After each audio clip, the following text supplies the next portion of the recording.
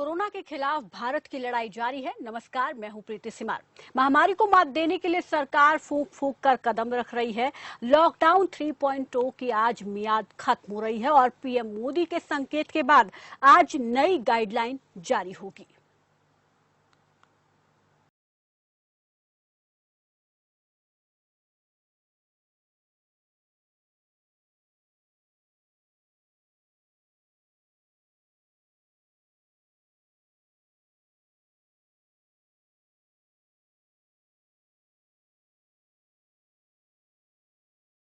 से लॉकडाउन 3 की मियाद खत्म हो रही है और कल से जो है लॉकडाउन 4 शुरू हो जाएगा। हालांकि प्रधानमंत्री इसका संकेत पहले दे चुके हैं। राष्ट्र के नाम अपने संबोधन में उन्होंने साफ तौर पर कहा था कि लॉकडाउन को आगे बढ़ाया जाएगा, जबकि कुछ राज्य सरकारें जो है लॉकडाउन को 31 मई तक बढ़ा चुकी है और वहां पर नई गाइडलाइन जारी कर दी गई है। लेकिन केंद्र सरकार की तरफ से पूरे देश भर के लिए एक गाइडलाइन जारी की जाएगी, जिसके तहत नए नियम कायदे कानून बनाए जाएंगे। क्योंकि प्रधानमंत्री मोदी ने एक अहम बात अपने संबोधन में कही थी। उन्होंने ये कहा था कि अब हमें इस कोरोना के साथ ही जीना होगा, तो ऐसे में इससे बचते हुए और अपने जीवन को पटरी पर लाते हुए तमाम जो गाइडलाइंस बनाई जाएंगी उनको फॉलो करना होगा और उन्हीं के तहत जो है कुछ जगहों पर छूट दी जाएगी और कुछ जगहों पर पाबंदियां रहेंगी। क्योंकि ये साफ तौर पर कहा गया है कि जहां जहां पर कोरोना का खतरा ज्यादा है, रेड जोन है, कंटेनमेंट जोन है, वहां पर रियायतें नहीं दी जाएंगी। और ग्रीन जोन जो क्योंकि पूरे देश भर को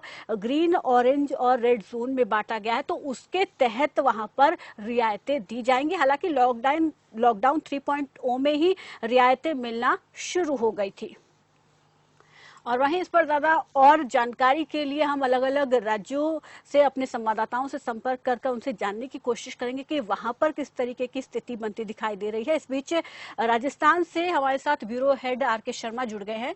आर.के. शर्मा जी, आपसे हम जानना चाहेंगे, नई गाइडलाइन आना अभी बाकी है, इंतजार हर कोई कर रहा है, लेकिन उससे पहले अगर हम देखें तो राजस्थान की फिलहाल की क्या स्थिति है जिसको लेकर ये कहा जाए कि यहाँ पर भी लॉकडाउन बढ़ाया जाएगा? क्योंकि सरकारें जो है वो लगातार बढ़ाने को लेकर राजी है, सहमति जताई जा रही है। और जब प्रधानमंत्री की तरफ से सुझाव मांगा गया तो राज्य सरकारों की तरफ से यही सुझाव दिया गया कि लॉकडाउन को बढ़ाया जाए।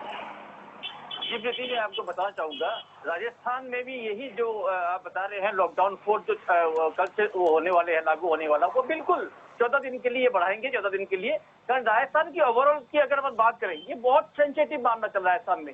राजस्थान में फिलहाल जो कोरोना कोविड-19 है वो 31 डिस्ट्रिक्ट में पैर फंसा चुकी है अपनी। तो फिलहाल राज्य सरकार रिस्क नहीं लेगी कि लॉकडाउन को यथायथ रखे या इसको वो बंद करे, मगर राजस्थान जो सरकार है वो चाह रही है कि 14 दिन के लिए और इसको एक्सटेंड की जाए। और इन्होंने जो वीसी के द्वारा प्रधानमंत्री से बात हुई थी हाल ही में, तो उन्होंने यही आग्रह किया था कि लॉकडाउन को 14 दिन के लिए आगे बढ़ा जाए। जी प्रीति जी, अगर इसके अलावा, क्योंकि अशोक गहलोत ने ये तो कह दिया मुख्यमंत्री ने कि लॉकडाउन को आगे बढ़ाया जाए, लेकिन अगर हम रियायतों की बात करें, छूट की हम बात करें, तो क्या राज्य सरकार की तरफ से कुछ गाइडलाइन वहां पर जारी की गई है? बिल्कुल प्रीति, गाइडलाइन तो पहले ही जारी हो चुकी है ये लॉकडाउन। लेकिन अगर हम बदलाव की बात करें कि कुछ बदलाव के साथ कुछ नई गाइडलाइन और जारी की गई है? नहीं, फिलहाल अभी तक तो आज तक कोई गाइडलाइन जारी नहीं की है। अभी 3 दिन पहले उन्होंने गाइडलाइन जारी की थी। जैसे मारुति के शोरूम, जो भी कार व्हीलर है, सबके शोरूम ओपन कर दिए गए, हाईवे में ढाबा ओपन कर दिए गए, इलेक्ट्रॉनिक्स आइटम की शॉप ओपन कर दिए गए, प्लम्बर की, हार्डवेयर, सब दुकानें ओपन कर दी गई। तो गाइडलाइन तो बची नहीं है अभी तक। अब जो गाइडलाइन को करेंगे, शायद मोस्ट प्रोबेबली कल से ये बस जो सुविधा है वो कहीं न कहीं जो ग्रीन जोन है वहां शायद शुरू करने की जो गाइडलाइन है ये जारी कर सकती है, मगर अभी कंफर्म नहीं कर सकते। कारण राजस्थान में ओवरऑल 33 जिलों में 21 जिले कोविड-19 के पूरे मतलब उसमें कवरेज कर चुकी है कोविड-19। तो यहाँ खतरा बहुत ज्यादा राजस्थान में। राजस्थान की सरकार है, केंद्र सरकार है, ये सिर्फ प्रयोग कर रही है प्रीति, और कुछ नहीं कर रही है। मैं बार बार खबर के माध्यम से जारी आह्वान करना चाहता हूँ पूरे सेंट्रल गवर्नमेंट को, स्टेट गवर्नमेंट के, आप प्रयोग ना करें, जो भी करना है जनता के हित में करें। जैसे अब हाल ही में ये जो प्रवासी भारतीय की जो मजदूर वर्ग जो है, उनको देख के ऐसा लग रहा था जैसे कोई विभाजन के टाइम में, जब भारत और पाकिस्तान के जब विभाजन हुआ था, उस समय सैकड़ों तादाद से, हजार तादाद में लोग सड़कों में आए थे। वही स्थिति आज देखने को मिल रही है पूरे भारतवर्ष में। तो ये कहीं न कहीं ये जो प्रयोग करने जा रही है, कर रही है, ये बहुत गलत है। और लॉकडाउन 400 तो जो ये रियायतें दी गई थी, इनका कुछ नकारात्मक परिणाम देखने को मिला है अब तक? कोई निगेटिव कोई पॉजिटिव नहीं, शोरूम खुल गए, दुकानें खुल गई, मगर ग्राहक नहीं है। ग्राहक सिर्फ परचून की दुकानों में, इलेक्ट्रॉनिक दुकानों में, बाकी खोलने के बावजूद वहां कोई ग्राहक नहीं आ रहे, सब घरों में कैद है, सुरक्षित है और डिस्टेंस मेंटेन पालन कर रहे हैं। थोड़ी जगह जैसे सब्जी मंडी है, कृषि मंडी हो, वहां धज्जियां उड़ती दिखाई दे रही है डिस्टेंस मेंटेन की। जैसे हाल ही में आज सुबह 119 जो पॉजिटिव केसेस आए थे कोविड-19 के जेल में, ये भी धज्जियां उड़ती दिख रही है सरकार की। तो सरकार तो अभी कोई रिस्क लेने नहीं चाहेगी कि इसको जो ये लॉकडाउन 4 है इसको बंद करे। ये बिल्कुल चाह रही है लॉकडाउन आगे बढ़ाया जाए 14 दिन के लिए। जी प्रीति जी। और इस बीच हमारे साथ हरियाणा से ब्यूरो एग्जीक्यूटिव मनीष कुमार जुड़ गए हैं और साथ ही बिहार से वहां के ब्यूरो हेड जो हैं अंजनी पांडे, वो भी हमारे साथ जुड़ गए हैं। उनका भी रुख करेंगे, उनसे भी जानेंगे। बिहार की अगर हम बात कर ले अंजनी जी, तो फिलहाल के जो हालात वहां पर है उनको देखकर किस तरीके का अंदाजा लगाया जा सकता है, क्योंकि नीतीश सरकार लगातार लॉकडाउन बढ़ाने के समर्थन में है, लेकिन रियायतों की बात की जाए तो क्या कुछ कोई नई गाइडलाइन वहां पर नीतीश सरकार की तरफ से लागू की गई है या केंद्र सरकार की गाइडलाइनों का ही इंतजार किया जा रहा है? सरकार के गाइडलाइन का तो इंतजार किया ही जा रहा है, लेकिन इससे पहले भी राज्य सरकार ने गाइडलाइन जारी किए हैं। उनमें यह है कि जो रेस्टोरेंट और होटल हैं वो कुछ शर्तों के साथ खोले जाएंगे। वहाँ होम डिलीवरी जो दी जाएगी। राजधानी पटना की बात करें तो 122 रेस्टोरेंट और होटल थे जिन्होंने आवेदन दिया था खोले जाने को लेकर, जिसमें 97 जो होटल या रेस्टोरेंट है उनको परमिशन दिया गया है। तो उनको भी परमिशन दिया गया, तो 33% कर्मचारी मौजूद रहेंगे, सैनिटाइजेशन की व्यवस्था होगी, होम डिलीवरी होगा। जो होम डिलीवरी करने के लिए जाएंगे उनकी लगातार चेकिंग की जाएगी। तो शर्तें हैं, चाहे वो होटल रेस्टोरेंट की बात करें, किताब की दुकानों की बात करें। हाँ, स्कूल कॉलेज को अभी पूरी तरह से बंद रखा गया है, लेकिन वहां पर यह बात कही गई है कि यदि कोई कोचिंग संस्थान है या कॉलेज है या स्कूल है, वो यदि अपने टीचरों को बुलाना चाहते हैं ई कंटेंट तैयार करने के लिए, जो इलेक्ट्रॉनिक के माध्यम के जरिए जो पढ़ाई की जा रही है छात्रों की, चाहे वह स्कूल के हो, कॉलेज के हो या फिर निजी कोचिंग संस्थानों के हो, तो उनको ऑफिस कार्यालय खोलने की इजाजत दी गई। लेकिन उनके साथ भी परमिशन लेना पड़ेगा कि आपको कम से कम लोगों को बुलाना है और सोशल डिस्टेंसिंग और भी जो लॉकडाउन का प्रोविजन है उनको पालन करना पड़ेगा। किसी भी तरह के क्लास जो है वो क्लासरूम में क्लासेस नहीं चलेंगे, ऑनलाइन क्लास चलेंगे, लेकिन उनके कंटेंट यदि तैयार करने के लिए शिक्षकों की जरूरत है तो उनको बुलाया जा सकता है। लेकिन उनको भी बुलाने का नियम है कि उनको आप एक साथ सबको नहीं बुला सकते हैं, जिस तरह से आपकी जरूरत हो उन जरूरत के आधार पर कंटेंट को तैयार करने के लिए बुलाया जा सकता है। तो सरकार, मुख्यमंत्री लगातार समीक्षा बैठक कर रहे हैं। आज भी मुख्यमंत्री की समीक्षा बैठक हुई है, लेकिन अभी जो केंद्र सरकार के जो निर्देश आने वाले हैं उनके अनुसार जो है वह लॉकडाउन को लेकर के सरकार जो है वो नए नियम और कानून जो है वो लाने जा रही है कि किस तरह से इसका अनुपालन जो है बिल्कुल अंजनी जी, अगर हम हालातों को देखें, जिस तरीके से जो आंकड़े हैं 1100 के पार बिहार में आंकड़े हैं, अगर हम उनको देखें तो क्या उनके आधार पर ये माना जाए कि अब जो नई गाइडलाइन नीतीश सरकार जारी करेगी उसमें पहले के मुकाबले ज्यादा रियायत, ज्यादा छूट दी जाएगी या कम किया जाएगा? देखिए, रियायत जहां तक देने की बात है तो रियायत देने का रिस्क जो है वो सरकार नहीं उठाना चाहती, क्योंकि यदि जहां लॉकडाउन 3 में थोड़ी बहुत रियायत दी गई है तो वहां पर सोशल डिस्टेंसिंग को फॉलो नहीं किया जा रहा है। लोग भीड़ लगाते रहे, चाहे वो सब्जी मंडियों की बात करें, अनाज मंडियों की बात करें। तो रियायत तो किसी भी स्तर पर देने नहीं जा रही सरकार, और रियायत देना भी नहीं चाहिए। सरकार का यह मानना है कि यदि रियायत दी जाती है तो और भी जो संक्रमण की संख्या, वो संक्रमण की संख्या तो दी गई छूट को भी ये माना जाए कि बंद किया जा सकता है? जो पहले छूट दी गई है थोड़ी बहुत, तो उनको ये माना जाए कि उनको बंद किया जा सकता है, उन पर पाबंदी लगाई जा सकती है? नहीं, देखिए, जो छूट दी गई थी वो भी छूट इस तरह से नहीं है कि आप खुलेआम उसका उपयोग कर सकते हैं या बिना किसी शर्त के छूट दी गई थी। छूट जो दी गई थी उसमें भी शर्त था, लेकिन शर्तों का पालन जो है वो अच्छी तरीके से कर पा रहे हैं। तो जहां तक छूट देने की बात है तो छूट तो जारी रहेगी जो दी गई थी पहले, और इधर 1-2 दिन पहले जो गाइडलाइन जारी की गई है। तो अंजनी जी, जब गाइडलाइन जारी की गई है तो प्रशासन की भी जिम्मेदारी है कि उनको फॉलो करवाएं। तो ऐसे में यहाँ पर चूक किसकी माना जाए कि गाइडलाइन जारी कर दी गई है लेकिन यहाँ पर फेल हो रहा है प्रशासन उनको सख्ती से उनका पालन करवाने में? तो देखिए, प्रशासन तो सख्ती से पालन करवाने में जुटा हुआ है, और हर जगहों पर जहां भी इस तरह की बातें आती है, इस तरह की वारदात होती है, वहां पर प्रशासन सख्त रवैया अपना रहा है। लेकिन इसके बावजूद जो लोग हैं उनको यह मानना पड़ेगा कि हमें इस तरह से अपने शर्तों का उल्लंघन नहीं करना पड़ेगा। हमें जो लॉकडाउन के नियमों हैं उन नियमों का पालन करना पड़ेगा, क्योंकि हमारी सुरक्षा परिवार की सुरक्षा, समाज की सुरक्षा और राज्य की सुरक्षा सबसे पहले है। तो खुद हमें यह सचेत होना पड़ेगा, खुद हमें यह सजग होना पड़ेगा कि किस तरीके से हम इस लॉकडाउन का पालन करें, ताकि जो संक्रमण है वह संक्रमण और ज्यादा न फैले और इससे संक्रमित होने वाले लोगों की संख्या जो है वह संख्या दिनों दिन जो है वो कम हो। जिस तेजी से बढ़ी है संख्या वो काफी चिंताजनक है, लोगों के लिए भी, सरकार के लिए भी और प्रशासन के लिए भी, कि किस तरह से उस पर काबू पाया जा सके। क्योंकि जो प्रवासी मजदूर आए हैं पिछले 4 तारीख के बाद से, उसके बाद से लगातार यह आंकड़ा जो है बढ़ा है। यदि हम 4 तारीख के बाद से देखें तो 650 के लगभग आंकड़ा बढ़ा, जिसमें 560 जो है वो प्रवासी मजदूर है जिनमें संक्रमण पाया गया है। तो अभी लगभग 2700 उनका सैंपल जो है पेंडिंग है। तो आने वाले समय में जब उनमें पेंडिंग रिजल्ट, टेस्टिंग का रिजल्ट जब सामने आएगा तो आंकड़ा और भी बढ़ेगा। तो इसको लेकर के सरकार किसी भी तरह के इस मूड में नहीं है कि लोगों को छूट दी जाए, आवाजाही की छूट दी जाए। जो शर्तें पहले थी उन्हीं शर्तों के साथ जो है छूट दी जाएगी। अब बल्कि यह कहें तो और उन शर्तों में कड़ाई जो है वह रखी जाएगी और कड़ाई से उसके पालन करने की व्यवस्था की जाएगी, ताकि लोग उसका उल्लंघन न करें और जो शर्तें हैं, जो लॉकडाउन के नियम है, उन नियमों का पालन। बिहार में ये माना जाए कि बिहार सरकार जो है वो पूरी सतर्कता बरतेगी और कोशिश यही रहेगी कि गाइडलाइन का लोग पालन करें और ज्यादा छूट ना दी जाए। और इस बीच हरियाणा का रुख कर लेते हैं। हरियाणा से ब्यूरो एग्जीक्यूटिव मनीष कुमार हमारे साथ जुड़े हुए हैं। मनीष जी, आपसे हम जानना चाहेंगे, हरियाणा सरकार क्या आगे लॉकडाउन बढ़ाने के मूड में नजर आ रही है? अगर हरियाणा की बात करें तो हरियाणा में लॉकडाउन 4 जो है वो लागू होगा, लेकिन बात यहाँ पे हम सोचने वाली बात यहाँ पे ये है कि इसमें छूट कितनी दी जाएगी। तो हमारे पास जो सूत्रों के हवाले से जो खबर है हमारे पास कि इस बार लॉकडाउन 4 में क्या क्या हरियाणा में होने वाला है। अगर हम ऑफिस की बात करें तो कार्यालय जो है, सरकारी कार्यालय जितना भी है वो सारे खुलेंगे। जहाँ 35% की बात थी वो हो सकता है 35% से बढ़ा के उसको 60% कर दिया जाए।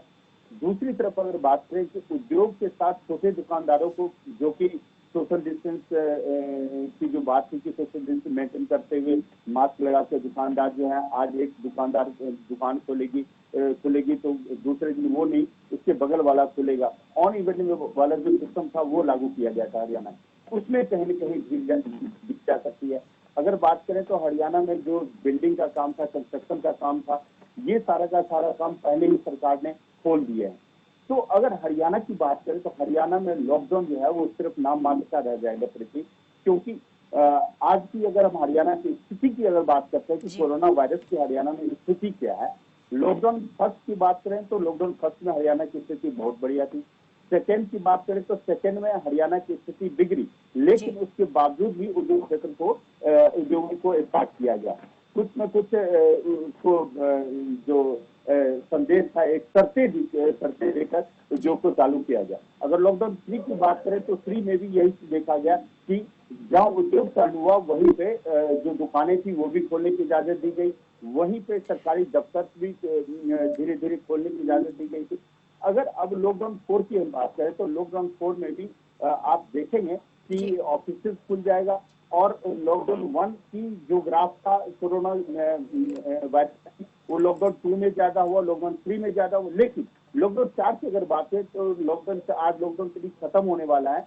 अब आज की अगर हम आंकड़े की बात करते हैं तो लगभग 900 का आंकड़ा हरियाणा में पहुंच चुका है। लेकिन वहीं पे जो रिकवरी रेट जो हरियाणा का जो काफी गिर गया था वो अप होके लगभग 58% जो है 58% रिकवरी हरियाणा में हुआ है। तो कहीं न कहीं ये जो कोरोना वायरस का कहर की हम बात करें, लेकिन मनीष एक चीज हमने देखी, जब हरियाणा में एकदम से, हालांकि पहले लॉकडाउन 1 में आपने जिस तरीके से बताया कि कोरोना के संक्रमण के मामले ज्यादा नहीं आए थे, लेकिन बाद में अचानक से मामले इतने बढ़े, लेकिन उसके बाद भी सरकार की तरफ से लॉकडाउन 3 जब शुरू हुआ तो छूट दे दी गई थी।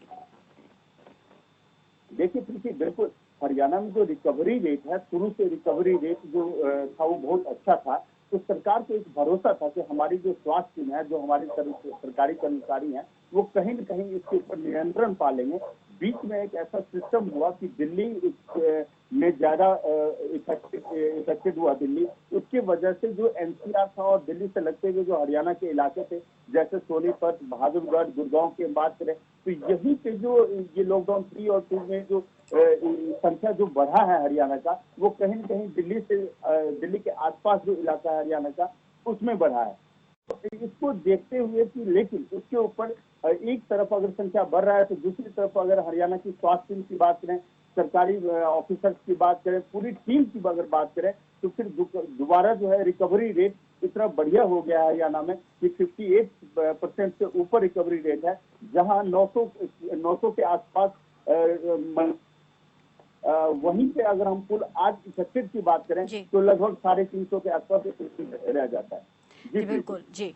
और इस बीच हमारे साथ यूपी से ब्यूरो चीफ जो हैं अमितेश श्रीवास्तव भी हमारे साथ जुड़ गए, उनका भी रुख कर लेते हैं। अमितेश जी, आपसे हम जानना चाहेंगे, यूपी में जिस तरीके से हालात बिगड़ रहे हैं, मामले लगातार सामने आ रहे हैं, ऐसे में श्रमिक मजदूरों का लगातार यूपी पहुंचना कहीं ना कहीं और संक्रमण को बढ़ाने की ओर इशारा कर रहा है। ऐसे में यूपी सरकार यहाँ पर किस तरीके से आगे लॉकडाउन को लेकर क्या कुछ कदम उठाने वाली है, और अभी तक अगर हम गाइडलाइन की बात करें तो उन गाइडलाइन को पूरी तरीके से फॉलो करवाने की कोशिश किस तरीके की है सरकार प्रशासन की? देखिए प्रीति, सबसे बड़ी बात यह है कि उत्तर प्रदेश देश का सबसे बड़ा राज्य है और लगातार जिस तरह से जो बाहर जो कमाने गए कामगार हैं, जो श्रमिक हैं, वो लगातार वापस लौट रहे हैं उत्तर प्रदेश के तमाम जगहों पे, अलग अलग जिलों में।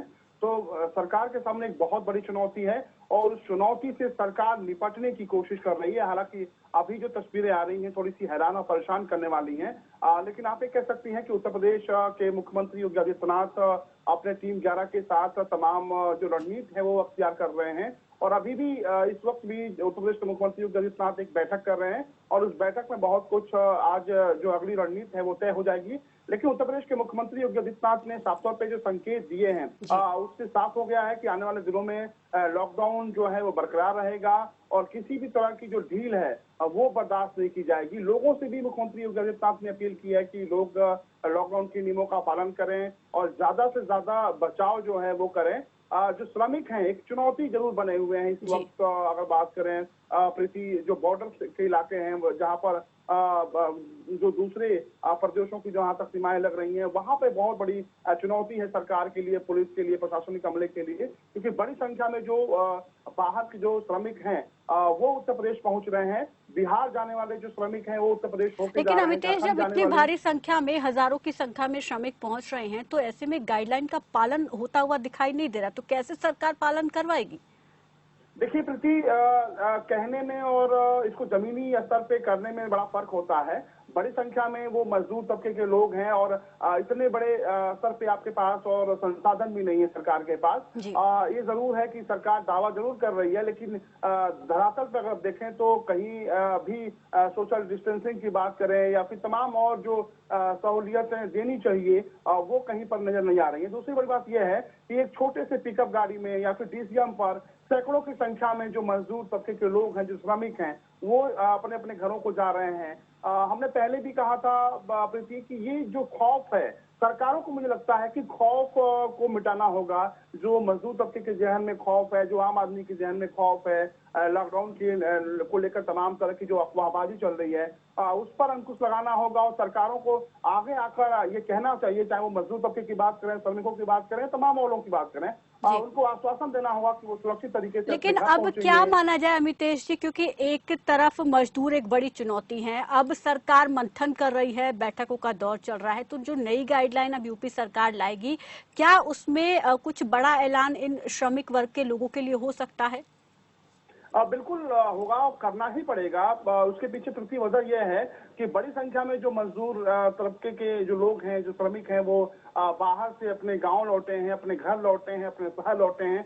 ऐसे में सरकार के सामने कई चुनौतियां हैं। सबसे पहली चुनौती ये है कि जिस तरह से तस्वीरें आ रही हैं, हम और आप लगातार दिखा रहे हैं, लोग पैदल ही सैकड़ों किलोमीटर का सफर कर रहे हैं। लेकिन अब एक परेशानी और ये देखी जा रही है मजदूरों के सामने कि अब उनको एंट्री नहीं दी जा रही है यूपी में। पहले तो कह दिया गया कि जो आ रहे हैं ठीक है, उन्हें आने दीजिए, लेकिन अब जब लोग कई किलोमीटर पैदल चलकर पहुंच चुके हैं तो बॉर्डर पर उनको एंट्री नहीं दी जा रही है। और सरकार की तरफ से साफ कहा गया है कि हालांकि उनकी भलाई के लिए जो औरैया में हादसा हुआ उससे सबक लेते हुए कदम उठाया गया है, लेकिन जब इतनी परेशानी झेल कर लोग पहुंच रहे हैं तो उसके बाद सरकार को कुछ सोचना चाहिए। देखिए, यही जो फैसले हैं, कुछ फैसले जो हैं उत्तर प्रदेश सरकार के वो सवाल खड़े कर रहे हैं। और मुझे नहीं लगता कि ये फैसले किस तरीके से लागू किए गए हैं, लेकिन जिस तरह से बातें सामने आई हैं उसके बाद से ही कई तरह के सवाल खड़े हो रहे हैं। लेकिन कोशिश सरकार की ये है कि जो बॉर्डर्स के इलाके हैं जहां पर श्रमिक आए हुए हैं अन्य प्रदेशों से, अन्य जिलों से, उनको बसों के जरिए, अभी जो बसों की व्यवस्थाएं हैं वो देर रात से की गई हैं और बसों के जरिए कोशिश की जा रही है कि उनके घरों तक पहुंचाया जाए। सबसे बड़ी बात यह है प्रीति कि अगर आप जो अधिकारी तबके के लोग हैं, जो आलाधिकारी हैं, वो रणनीति क्या बना रहे हैं, क्या रणनीति अख्तियार कर रहे हैं, इस पर सवाल जरूर खड़े हो रहे हैं। क्योंकि इतना बड़ा भी काम नहीं था कि इन श्रमिकों को उनको घर पहुंचाया जा सके। तमाम जो बसेस हैं वो खड़ी हैं लोगों के पास, तमाम स्कूल के जो मालिक हैं उनके पास बसें हैं। तो अगर मुझे लगता है कि ठोस रणनीति के तहत इन श्रमिकों को उनके घर तक पहुंचाने का दावे वादे तो बहुत किए जा रहे हैं, लेकिन जमीनी स्तर पर उनको लागू नहीं करवा पा रही है सरकार, प्रशासन।